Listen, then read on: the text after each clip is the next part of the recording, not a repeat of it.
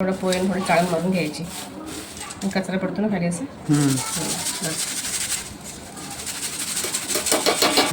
मित्रांनो मम्मीने 1 किलो पोहे घेतलेत चिवड्यासाठी. आता मम्मीला चाळून घेतले चांगलं. ह्यातली घाण साईडला काढून कचरा पडतंय तर यातली घाण पडते ते साईडला काढून मम्मी यात पोहे काढून घेते. त्या मित्रांनो मम्मीचे सगळे पोहे झाले चाळून झाले. बघा घाण कशी निघाली खाली. म्हणून कंपल्सरी तुम्ही चाळून घ्या, कारण बारीक कचरा असं काही पण घाण असते याच्यामध्ये, किडे वगैरे. आपले पोहे झालेत चाळून. मित्रांनो आता मी ना याच्यामध्ये आपल्याला पोहे लागतो ना, जसं बाहेर चिवडा रेडीमेड चिवडा मिळतो तसं मी आता घरगुती चिवडा तयार करत आहे. त्यासाठी आता मी 1 किलो चिवडा आहे ना, तर मी 4 चमचे साखर घेत आहे. त्याच्यानंतर मीठ घेत आहे, त्याच्यामध्ये 1 चमचा मीठ, सेंदव मीठ 1/2 चमचा, त्याच्यात आमचूर पावडर 1/2 चमचा. 1 चमचा नाही घ्यायचा, 2 चमचे. आपला चिवडा जास्त आहे ना, छोटा चमचा. छोटा चमचा, मोठा चमचा 1 चमचा, 1 चमचा बस. आणि चिवड्याला चव येते. आता वाटून घेऊया आपण. चिवडा मसाला चटपटीत चिवड्याला चव येते.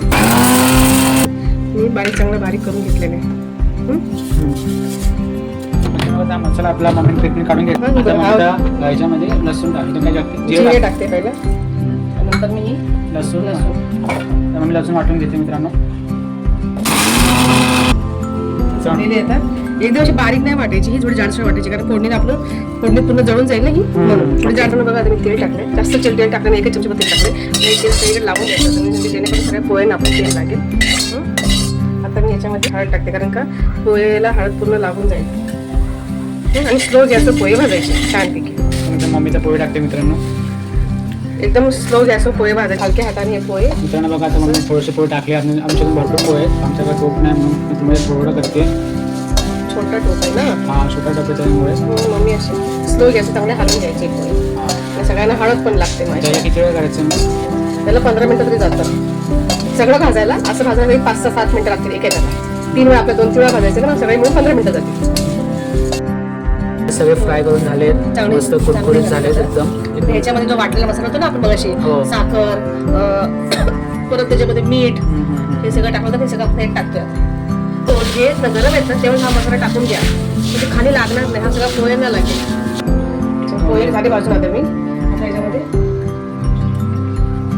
बस एवढंच चमचे मी तेल टाकत आहे. 2 चमचे तेल टाकले मित्रांनो मम्मीने. शेंगदाणे टाकते 1/2 वाटी, कारण आपले पोहे 1 किलो आहेत ना, 1 किलो चिवड्या तर शेंगदाणे दिसले पाहिजेत ना. खूप तेलामध्ये तळून काढतात, तशी मी काढणार नाही. आपल्याला कमी तेलाचा वापर करायचा आहे ना, त्यासाठी मी कमी याच्यात तेल शेंगणे भाजून घेतो. कसे आवडेल आता आपण कमी तेलात टाकले तरी सुद्धा शेंगणे चांगले भाजून निघतो. जास्त तेलाची काही गरज नाही. शेंगणे आपले सगळे भाजून झाले. असं वाटतं जसं जास्त तेलामध्ये शेंगणे तळलेले, पण तिला फक्त 2च मापामध्ये तेल तळलेलं. मी प्लेटमध्ये काढून घेते मित्रांनो. एकच माप तेल टाकते बस. असं एक छोटं पण माप आहे.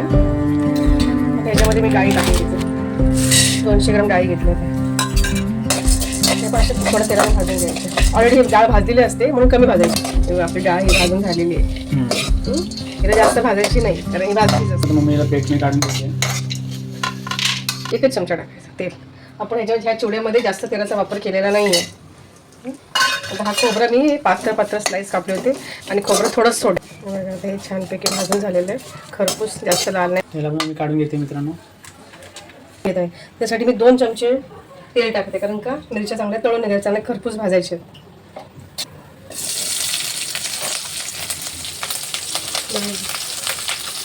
थोडं एक सोडत आहे, ज्याच्याकडून मिरचीचा थोडा तिखटपणा कमी होईल. म्हणून मित्रांनो आपले मिरची सगळे तळून झाले. मिरची चांगलं लालसर करून घेतल्या, चांगल्या कुरकुरीत. तेलामध्ये मिरच्या तळून काढल्या ना, त्यामुळे आपण कढीपत्ता तळून घेत आहे. कढीपत्ता आपला फ्राय झाला मस्त खरपूस काढून घेतो. मी जिथे मिरच्या काढल्या ना त्यातून कढीपत्ता पण काढून घेतो. आता मग मित्रांनो मी फोडणी देते. पण मम्मीने जर 1 चमचा तेल अजून 1/2 चमचा तेल टाकलंय. त्याच्यामध्ये मोहरी टाकत आहे. मोहरी